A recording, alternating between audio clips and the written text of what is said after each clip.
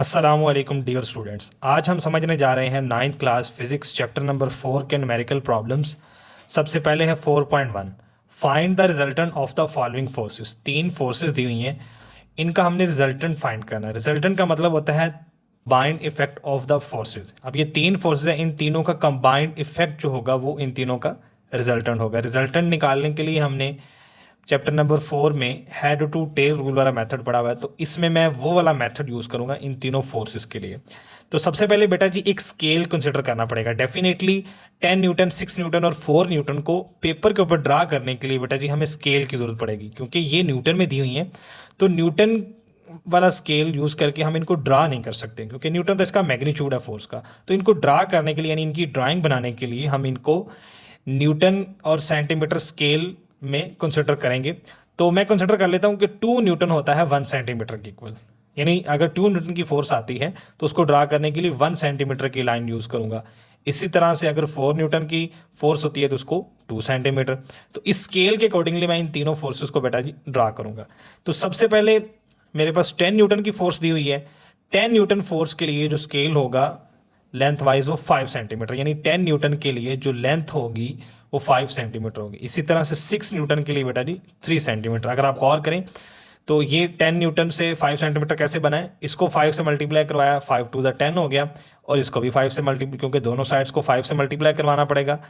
तो इसको जब 5 से मल्टीप्लाई करवाया 5 सेंटीमीटर आ गया। 6 न्यूटन बनाने के लिए इसको 3 से मल्टीप्लाई करवाया, सेम इसको भी 3 से मल्टीप्लाई करवाना पड़ेगा। 3 टू द 6 न्यूटन और 3 1 द 3 सेंटीमीटर। इसी तरह से मैंने 4 न्यूटन को 2 सेंटीमीटर के इक्वल ले लिया।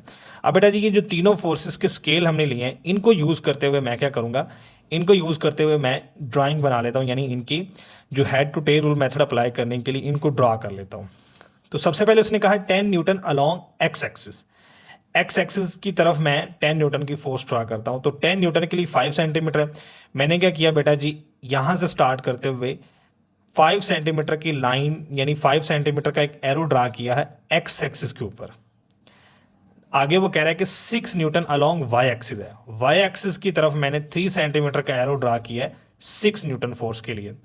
अब ये इसके हेड से मैं नेक्स्ट फोर्स का टेल स्टार्ट करूंगा, इसको कहते हैं हेड टू टेल रूल। ठीक है।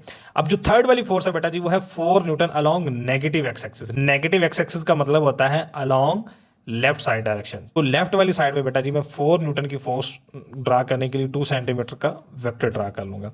अब ये फर्स्ट वाली फोर्स 10 न्यूटन, ये 6 न्यूटन सेकंड वाली फोर्स है, और ये 4 न्यूटन थर्ड वाली फोर्स है।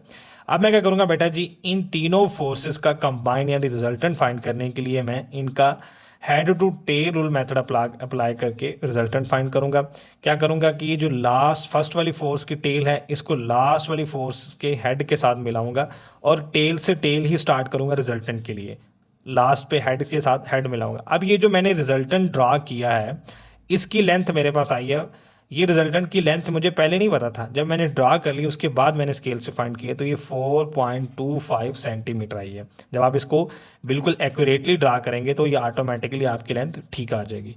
तो ये 4.25 सेंटीमीटर है। इसको अब मैंने न्यूटन में फाइंड करना है। न्यूटन में फाइंड करने के लिए सिंपल हम सेंटीमीटर को 2 से मल्टीप्लाई करवा देंगे तो न्यूटन आ जाएगी, क्योंकि 1 सेंटीमीटर 2 न्यूटन के इक्वल है। तो अब अगर सेंटीमीटर से न्यूटन में जाना है तो हमें इसको 2 से मल्टीप्लाई करवाना पड़ेगा। तो 4.25 को जब मैं 2 से मल्टीप्लाई करवाऊंगा बेटा जी तो ये आ जाएगा 8.5 न्यूटन। तो ये आ जाएगा रिजल्टेंट इन तीनों फोर्सेस का, जिसकी मैग्नीट्यूड है 8.5 न्यूटन। और रिजल्टेंट फोर्स की बेटा जी डायरेक्शन फाइंड करने के लिए प्रोट्रैक्टर, जिसको आप डी भी कहते हैं, उसको यूज़ करते हुए मैं ये फाइंड कर लूँगा कि इसकी डायरेक्शन यानी एंगल इसका 45 डिग्री है। उसने मांगा नहीं हुआ, उसने सिर्फ रिजल्टेंट फोर्स मांगी हुई है। हम रिजल्टेंट फोर्स निकाल चुके हैं। बस ये एक्स्ट्रा नॉलेज के लिए मैं आपको बता रहा हूँ कि अगर आप उसकी डायरेक्शन फाइंड करना चाहें तो आप 45 डिग्री डायरेक्शन आपकी आ जाएगी, किसके थ्रू, प्रोट्रैक्टर या डी के थ्रू। रिजल्टेंट फोर्स हमारे पास आ गई 8.5 न्यूटन, और इसकी डायरेक्शन क्या आ गई 45 डिग्री विद एक्स एक्सिस, क्योंकि एक्स एक्सिस के साथ इसका एंगल बन रहा है। सो इसकी डायरेक्शन एक्स एक्सिस के अलॉन्ग है 45 डिग्री। नेक्स्ट प्रॉब्लम बेटा जी 4.2 है हमारे पास। Find the rectangular components of a force of 15 newton making angle of 30 degree with X axis. वो कह रहा है कि एक फोर्स है जिसका मैग्नीट्यूड 50 न्यूटन है और उसकी डायरेक्शन एक्सप्लेन की हुई है एक्स एक्सिस के साथ, वो 30 डिग्री एंगल के ऊपर है। उसके आपने रेक्टेंगुलर कंपोनेंट्स फाइंड करने हैं। रेक्टेंगुलर कंपोनेंट्स बेटा जी आप रेजोल्यूशन ऑफ फोर्सेस वाले टॉपिक में पढ़ चुके हुए हैं। एक फोर्स एफ के रेक्टेंगुलर कंपोनेंट होते हैं एफ एक्स और एफ वाई, वो हमें फाइंड करने हैं। फोर्स दी हुई है 50 न्यूटन, एंगल यानी उसकी डायरेक्शन हम उसको थीटा कह लेते हैं, 30 डिग्री है। फाइंड हमने करना है horizontal component F X, vertical component F Y. तो इसका बेटा जी सोल्यूशन स्टार्ट करते हैं। एफ एक्स के लिए जो फार्मूला आता है वो होता है F X is equal to F into cos theta. अब बेटा जिसमें वैल्यूज पुट करते हैं हम, एफ की वैल्यू 50 है वो पुट कर देते हैं, थीटा की वैल्यू 30 है वो पुट कर देते हैं। कैलकुलेटर से आप कॉस 30 डिग्री फाइंड करेंगे तो 0.866 आ जाएगा। अब आपने 50 को 0.866 से मल्टीप्लाई करवाना है तो ये आ जाएगा 43.3 न्यूटन। तो हमारे पास जो हॉरिजॉन्टल कंपोनेंट ऑफ फोर्स आया वो आया 43.3 न्यूटन। अब हम फाइंड करते हैं वर्टिकल कंपोनेंट। तो वर्टिकल कंपोनेंट के लिए बेटा जी फार्मूला होता है F Y is equal to F sine theta. Again इसमें वैल्यूज पुट करते हैं, एफ की वैल्यू 50 आ जाएगी, थीटा की वैल्यू बेटा जी 30 डिग्री है तो साइन 30 कैलकुलेटर से आप फाइंड करेंगे 0.5 आएगा। अब इस 50 को 0.5 से मल्टीप्लाई आप जब करेंगे बेटा जी तो ये आ जाएगा 25 न्यूटन। वर्टिकल कंपोनेंट हमारे पास आ गया। नेक्स्ट प्रॉब्लम बेटा जी हमारे पास है 4.3। Find the magnitude and direction of a force if it's X component is 12 newton and Y component is 5 newton. वो कह रहा है कि आप फोर्स का मैग्नीट्यूड फाइंड करें और फोर्स की डायरेक्शन फाइंड करें अगर फोर्स के रेक्टेंगुलर कंपोनेंट यानी एक्स और वाई कंपोनेंट्स की वैल्यूज दी हुई हो। ठीक है, तो हमारे पास एक्स कंपोनेंट की वैल्यू एफ एक्स 12 न्यूटन दी हुई है बेटा जी, और वाई कंपोनेंट की वैल्यू हमारे पास F Y is equal to 5 newton दी हुई है। अब हम क्या करेंगे, इन दोनों कंपोनेंट्स को यूज करके फोर्स का मैग्नीट्यूड फाइंड करेंगे बेटा जी, और डायरेक्शन यानी थीटा उसका एंगल फाइंड करेंगे। ठीक है जी, तो बेटा जी इसका सोल्यूशन स्टार्ट करते हैं। सोल्यूशन में हमारे पास बेटा जी आ जाएगा F is equal to square root of F X square plus F Y square. यह फार्मूला बेटा जी आपको आपकी बुक में मिल जाएगा। अब इसमें वैल्यूज पुट करते हैं, एफ एक्स की वैल्यू बेटा जी 12 थी वो पुट कर दी हमने, एफ वाई की वैल्यू 5 थी बेटा जी वो पुट कर दी। अब 12 का स्क्वायर 144 आ गया है, 5 का स्क्वायर 25 आ गया है। 144 प्लस 25 होता है बेटा जी 169। अगर 169 का स्क्वायर रूट फाइंड करेंगे तो 13 आ जाएगा। सो हमारे पास फोर्स का मैग्नीट्यूड आ गया 13 न्यूटन। अब हमने फाइंड करनी है डायरेक्शन, तो theta is equal to tan inverse F Y over F x.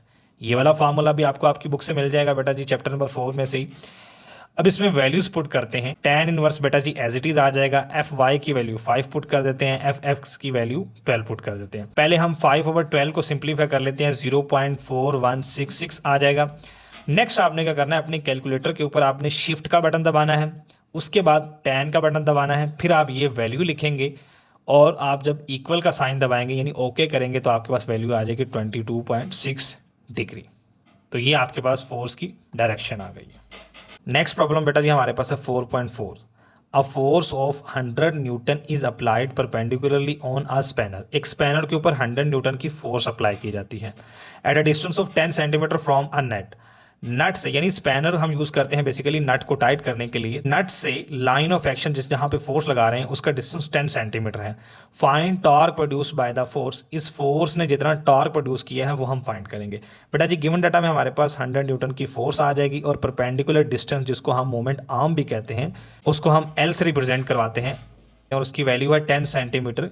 अगर 10 सेंटीमीटर को मीटर में कन्वर्ट करना है बेटा जी तो 100 से डिवाइड करेंगे, जब 100 से डिवाइड करेंगे तो 10 सेंटीमीटर आ जाएगा 0.1 मीटर। हमें फाइंड करना है टॉर्क। टॉर्क का फार्मूला बेटा जी होता है एफ क्रॉस एल। एफ की वैल्यू 100 पुट कर देते हैं, एल की वैल्यू 0.1 पुट कर देते हैं। बेटा जी 100 और 0.1 को मल्टीप्लाई करवाएंगे तो टॉर्क आ जाएगा 10 newton metre. Newton metre torque का यूनिट होता है। याद रखें वैल्यूज़ को आप हमेशा एस आई यूनिट्स में पुट करें फार्मूला में, तो जो आपका आंसर आएगा उसमें भी आपका जो यूनिट आएगा वो ऑटोमेटिकली एस आई यूनिट ही होगा। और फाइनल आंसर में यूनिट लिखना मत भूलिएगा बेटा, पेपर में इसके नंबर होते हैं। नेक्स्ट प्रॉब्लम बेटा जी हमारे पास 4.5 है। A force is acting on a body making an angle of 30 degree with the horizontal. यानी एक फोर्स एक बॉडी के ऊपर लगाई जा रही है एंगल ऑफ 30 डिग्री के ऊपर। The horizontal component of force is 20 newton. उस फोर्स का जो हॉरिजॉन्टल कंपोनेंट है वो 20 न्यूटन है। फाइंड द फोर्स, हमें फोर्स फाइंड करनी है। गिवन डाटा में हमारे पास हॉरिजॉन्टल कंपोनेंट यानी एक्स कंपोनेंट ऑफ फोर्स दिया हुआ है, F X is equal to 20 newton, और एंगल यानी थीटा, जिसको हम फोर्स की डायरेक्शन भी कह सकते हैं, वो हमारे पास 30 डिग्री दिया हुआ है। हमें फाइंड फोर्स करनी है। तो बेटा जी सोल्यूशन में हम क्या करेंगे, F X is equal to F cos theta वाला फार्मूला यूज करेंगे। अब एफ कॉस थीटा दोनों आपस में राइट साइड पे मल्टीप्लाई हो रहे हैं। अगर मुझे कॉस थीटा यहाँ से मूव करवाना है लेफ्ट साइड पे, तो चूंकि कॉस थीटा यहाँ राइट साइड पे मल्टीप्लाई हो रहा है, तो लेफ्ट साइड पे जाके ये डिवाइड होगा। सो एफ आइसोलेट हो गया राइट साइड पे। अब एफ को मैंने लेफ्ट साइड पे लिख लेना है और F x over cos theta को मैंने राइट साइड पे लिख लेना है। इसको कहते हैं राइट और लेफ्ट साइड को आपस में स्वैप करना। जब राइट और लेफ्ट साइड आपस में स्वैप की जाती हैं बेटा जी, तो साइन चेंज नहीं होते। अब एफ एक्स की वैल्यू बेटा जी 20 पुट कर देते हैं जो उसने दी हुई है। कॉस थीटा फाइंड करने के लिए थीटा की वैल्यू 30 पुट कर देते हैं। अब बेटा जी इसी क्वेश्चन को रिपीटेडली ऊपर दोबारा लिख लेता हूँ। F is equal to 20 over cos 30 degree. Cos 30 degree की बेटा जी आप वैल्यू फाइंड कर लेंगे कैलकुलेटर से, तो 0.866 आ जाएगी। अब 20 ओवर 0.866 जब आप सॉल्व करेंगे तो ये आपके पास आ जाएगी 23.09। सो फाइनल आंसर हमारे पास यानी जो फोर्स हमें रिक्वायर्ड है वो आ जाएगी F is equal to 23.1 newton. Next problem बेटा जी हमारे पास 4.6 है। The steering of a car has a radius 16 centimetre. Find the torque produced by a couple of 50 newton. Steering के ऊपर कपल्ड फोर्स लगाई जा रही है जिसका मैग्नीट्यूड 50 न्यूटन दिया हुआ है। सो हमारे पास फोर्स 50 न्यूटन आ गई और स्टीयरिंग का रेडियस बेटा जी 16 सेंटीमीटर दिया हुआ है। तो सेंटीमीटर से मीटर में कन्वर्ट करने के लिए मैं 100 से डिवाइड करूंगा। हमेशा याद रखें बेटा जी सेंटीमीटर एसआई यूनिट नहीं है, मीटर एसआई यूनिट है। सो हमें डाटा को हमेशा एसआई यूनिट में लिखना होता है। अगर एसआई यूनिट में नहीं दिया हुआ तो हम उसको कन्वर्ट करते हैं एसआई यूनिट में। तो 16 सेंटीमीटर को मीटर में करने के लिए 100 से डिवाइड करेंगे तो ये 0.16 मीटर आ जाएगा। अब ये रेडियस था हमें, और हमें जो ज़रूरत है आगे जो हमने फार्मूला में पुट करना है वो स्टीयरिंग का डायमीटर है। तो डायमीटर को सिंपली हम क्या करते हैं 2r सॉल्व करके डायमीटर निकालेंगे, यानी रेडियस को 2 से मल्टीप्लाई करवाएं तो हमारे पास डायमीटर आ जाता है। डायमीटर की लेंथ को हम ए बी कह रहे हैं यहाँ पर। 2r फाइंड करने के लिए r की वैल्यू 0.16 है ऊपर, तो 2 मल्टीप्लाई बाय 0.16 हमारे पास आ जाएगा 0.32। सो स्टीयरिंग का जो डायमीटर यानी ए बी वो आ जाएगा 0.32। जी बेटा जब सोल्यूशन फाइंड करते हैं तो कपल्ड फोर्स के केस में टॉर्क का फार्मूला होता है एफ क्रॉस ए बी। ये जो ए बी है ये जिस बॉडी के ऊपर कपल फोर्स लगाई जा रही है उसका डायमीटर होता है। एफ की वैल्यू बेटा जी 50 पुट कर देते हैं, ए बी की वैल्यू 0.32 पुट कर देते हैं। 50 मल्टीप्लाई बाय 0.32 निकालेंगे बेटा जी तो ये आ जाएगा 16। So torque is equal to 16 newton metre आ जाएगा हमारे पास। नेक्स्ट प्रॉब्लम बेटा जी हमारे पास है 4.7। A picture frame is hanging by 2 vertical strings. The tension in the strings are 3.8 newton and 4.4 newton. वो कह रहा है कि एक पिक्चर फ्रेम को हैंग किया हुआ है 2 स्ट्रिंग के साथ। दोनों स्ट्रिंग्स के अंदर जो टेंशन है 3.8 फर्स्ट वाली में है और दूसरी में 4.4 न्यूटन की टेंशन है। Find the weight of the picture frame. हमने बेटा जी इस पिक्चर फ्रेम का वेट फाइंड करना है। तो इस सिनेरियो को मैंने पिक्चर में ड्रा किया हुआ है, यानी ये देखें 2 स्ट्रिंग्स हैं, इनके अंदर टेंशन फर्स्ट वाली में 3.8 न्यूटन की टेंशन है और सेकंड वाली में 4.4 न्यूटन की टेंशन है। ये टेंशन अपवर्ड डायरेक्शंस में होती हैं। ये पिक्चर फ्रेम है, वेट डाउनवर्ड डायरेक्शन में होगा। तो हमें क्या करना है इस पिक्चर फ्रेम का वेट फाइंड करना है। तो बेटा जी इसके सोल्यूशन पे जाते हैं। According to first condition of equilibrium sum of all the forces equal to 0 होता है। चूंकि ये वर्टिकल फोर्सेज है, 2 फोर्सेज अपवर्ड है और एक फोर्स डाउनवर्ड है, ये सारी वर्टिकल फोर्सेज हैं। सो दैट इज वाई मैंने ओनली वर्टिकल कंपोनेंट का समेशन कंसिडर किया है। अब हम क्या करेंगे बेटा जी T1 और T2 अपवर्ड है सो इनको पॉजिटिव ले लेते हैं, W डाउनवर्ड है सो इसको नेगेटिव ले लेते हैं। T1 T2 और W इन तीनों का सम ले लेते हैं इक्वल टू 0। अब हम इनको सॉल्व करते हैं। W बेटा जी लेफ्ट साइड पे माइनस हो रहा है, राइट साइड पे आके प्लस हो जाएगा। अब नेक्स्ट स्टेप में क्या करूंगा, राइट साइड को लेफ्ट साइड पे और लेफ्ट साइड को राइट साइड पे लिख लूंगा, स्वैपिंग कर लूंगा। चूंकि W की वैल्यू मुझे फाइंड करनी है इसलिए W को आइसोलेट कर लिया। अब T1 की वैल्यू पुट कर देता हूँ 3.8 न्यूटन और T2 की वैल्यू पुट कर देता हूँ 4.4 न्यूटन। दोनों को बेटा जी ऐड करूंगा 3.8 प्लस 4.4, तो मेरे पास W की वैल्यू आ जाएगी 8.2 Newton. So weight of the picture frame है 8.2 न्यूटन। नेक्स्ट प्रॉब्लम बेटा जी मेरे पास है 4.8। 2 blocks of 5 kg and 3 kg are suspended by the 2 strings are shown। ये पिक्चर भी उसने दी हुई है आपके प्रॉब्लम्स के साथ ही। Find the tension in each string. दोनों स्ट्रिंग्स के अंदर हमने टेंशन फाइंड करनी है। तो पहले बेटा जी सिनेरियो को थोड़ा समझ लेते हैं। 5 kg वाला जो मैस है वो ऊपर वाली स्ट्रिंग के साथ बांधा हुआ है और जो नीचे वाली स्ट्रिंग है उसको 5 kg मैस के साथ बांधा हुआ है और उसके साथ फिर एक और मैस बांधा हुआ है 3 kg का। अब हमें क्या करना है, इस वाली टेंशन, इस वाली स्ट्रिंग की टेंशन और नीचे वाली स्ट्रिंग की टेंशन फाइंड करनी है। फर्स्ट मैस हम कह देते हैं m1 और सेकंड मैस को कह देते हैं m2। और फाइंड मैंने बता दिया कि T1 और T2 हमें फाइंड करना है। तो बेटा जी सबसे पहले मैं क्या कंसिडर करता हूँ, वेट का फार्मूला लेता हूँ, W is equal to mg। अब फर्स्ट वाले मैस का पहले वेट फाइंड कर लेता हूँ, तो 5 m पुट करके और g 10 पुट करके मैं फर्स्ट वाले मैस का वेट 50 न्यूटन निकाल लेता हूँ। सिमिलरली सेकंड वाले मैस का वेट निकालने के लिए W2 is equal to m2g, m2 3 है, g 10 होता है, 3 मल्टीप्लाई बाई 10 30 न्यूटन, तो W2 30 न्यूटन आ जाएगा। यानी फर्स्ट वाले मैस का जो वेट आएगा वो 50 न्यूटन आ गया, सेकंड वाले मैस का जो वेट आएगा वो 30 न्यूटन आ गया। सबसे पहले मैंने इन दोनों मैसेस का वेट निकाला है। अच्छा, उसके बाद क्या है बेटा जी, ये जो T1 है यानी tension in the string 1, T1 is equal to आ जाएगा W1 प्लस W2। कैसे, ये जो ऊपर वाली स्ट्रिंग है ना, इसने बेटा जी वेट बियर किया हुआ है इस मैस का भी और इस मैस का भी, so that is why T1 is equal to होगी W1 प्लस W2। सो हम वैल्यूज पुट कर देते हैं, W1 बेटा जी 50 है वो पुट कर देते हैं, और W2 बेटा जी 30 है वो पुट कर देते हैं। 50 प्लस 30 आ जाएगा 80 न्यूटन। अब हमें फाइंड करना है T2, तो T2 सिंपली बियर कर रही है weight only of mass 2, so that is why T2 is equal to W2 आएगा, क्योंकि T2 जो है मैस 1 का वेट बियर नहीं कर रही, वो उससे ऊपर है। T2 ओनली बियर कर रही है वेट किसका, मैस 2 का, so that is why only T2 is equal to W2 है। तो W2 की वैल्यू बेटा जी 30 पुट कर देंगे, so tension in the string 2 आ जाएगी 30 न्यूटन। ऊपर वाली स्ट्रिंग के अंदर जो टेंशन है वो 80 न्यूटन है, और नीचे वाली स्ट्रिंग के ऊपर और नीचे वाली स्ट्रिंग के अंदर जो टेंशन है वो 30 न्यूटन है। नेक्स्ट प्रॉब्लम बेटा जी हमारे पास है 4.9। A nut has been tighten by a force of 200 newton using 10 centimetre long spanner. एक नट को टाइट किया हमने 10 सेंटीमीटर लॉन्ग स्पैनर को यूज करते हुए 200 न्यूटन की फोर्स लगा के। What length of spanner is required, यानी एक और स्पैनर हमें यूज करना है, उसकी लेंथ भी फाइंड करनी है कि लेंथ उस स्पैनर की क्या होगी to loosen the same nut, उसी नट को लूज करने के लिए विद 150 न्यूटन फोर्स। यानी ये जो ऊपर नेट हमने टाइट किया था 200 न्यूटन की फोर्स लगा के 10 सेंटीमीटर लॉन्ग स्पैनर यूज करके। अब वो पूछ रहा है कि आप कितनी लेंथ का स्पैनर यूज करेंगे अगर आपके पास फोर्स लगाने वाली है 150 न्यूटन। तो इसमें बेटा जी हमारे पास 2 फोर्सेस दी हुई हैं, 200 को हम F1 कह लेते हैं, और फर्स्ट वाली फोर्स के लिए जो मूवमेंट आर्म है वो 10 सेंटीमीटर ले लेते हैं। 10 सेंटीमीटर को मीटर में कन्वर्ट करने के लिए बेटा जी 100 से डिवाइड करेंगे तो ये 0.1 मीटर आ जाएगा। सेकंड वाली फोर्स को हम F2 कह लेते हैं 150 न्यूटन, और सेकंड वाली फोर्स के लिए मुझे मूवमेंट आर्म फाइंड करना है, सो इसको L2 कह लेते हैं। सोल्यूशन फाइंड करते हैं बेटा जी by the law of principle moments. अब प्रिंसिपल मोमेंट्स के accordingly clockwise moments equal to होते हैं एंटी क्लॉकवाइज मोमेंट्स। तो क्लॉकवाइज मोमेंट्स से हम ले लेते हैं F2 cross L2 is equal to F1 cross L1।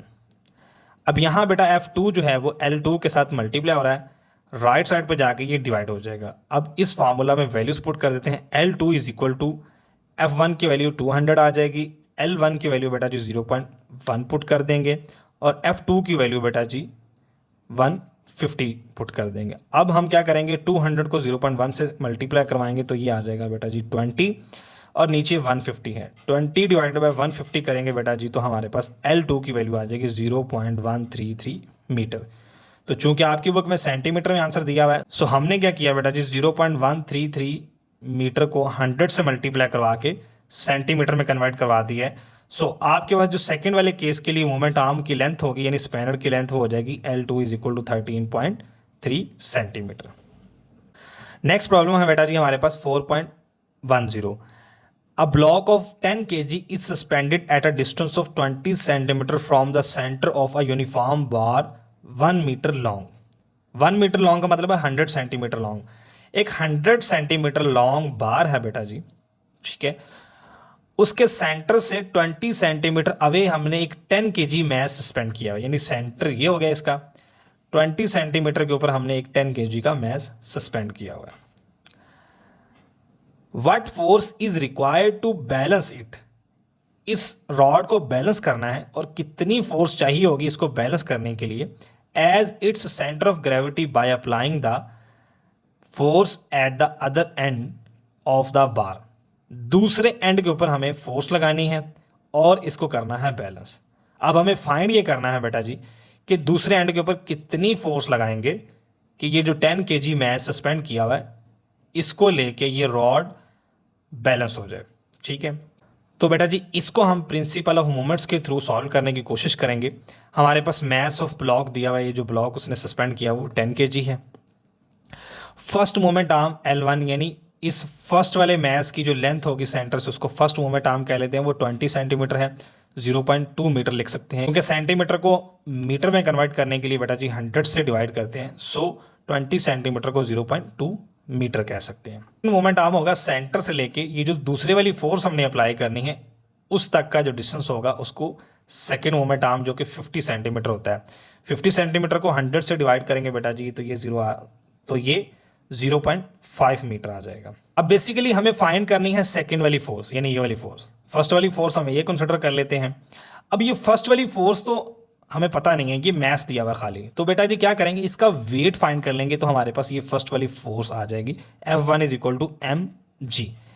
m की वैल्यू 10 है वो पुट कर देता हूँ, g की वैल्यू ऑलरेडी नॉन है हमें वो 10 है वो पुट कर देते हैं, 10 मल्टीप्लाई बाई 10 100 न्यूटन आ जाएगा। सो लेफ्ट साइड पे ये जो 10 kg मैस है ना ये फोर्स लगा रहा है 100 न्यूटन डाउनवर्ड।